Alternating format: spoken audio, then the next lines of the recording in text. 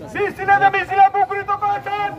কারণ ডিসেম্বরে এই তত্ত্বাবধায়ক সরকারের কাছে দাবি জানিয়েছেন ডিসেম্বরের মধ্যে আমাদের বাংলাদেশের সংসদ নির্বাচন হওয়ার জন্য। প্রিয় সাথীরা, আমরা এই তত্ত্বাবধায়ক সরকারের প্রধান উপদেষ্টাকে বলছি, আপনি অবিলম্বে এই বাংলার মাটিতে জাতীয় সংসদ নির্বাচন দেন। আপনারা প্রমাণ করুন আগামী দিনে যারা ভোটের মাধ্যমে দেশ নির্বাচিত হবে তারাই দেশ পরিচালনা করবে।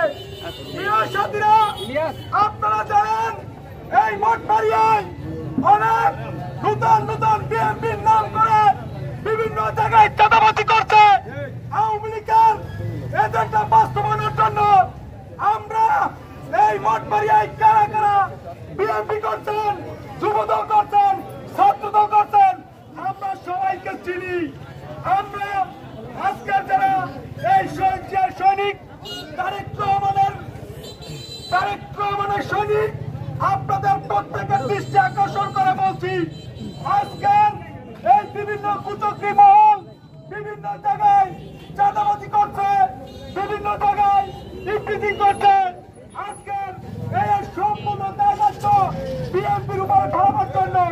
তাই আপনারা প্রত্যেকটা ইউনিটে পাহারা দিবেন যারা বিএনপির নাম করে চাঁদাবাজি করবে, সন্ত্রাসী করবে এবং রাজধানী করবে, তাদেরকে স্থানীয়ভাবে গণতলায় গিয়ে আমাদেরকে খবর দিবেন, পুলিশকে খবর দিবেন, আমরা পুলিশের হাতে তুলে দেব।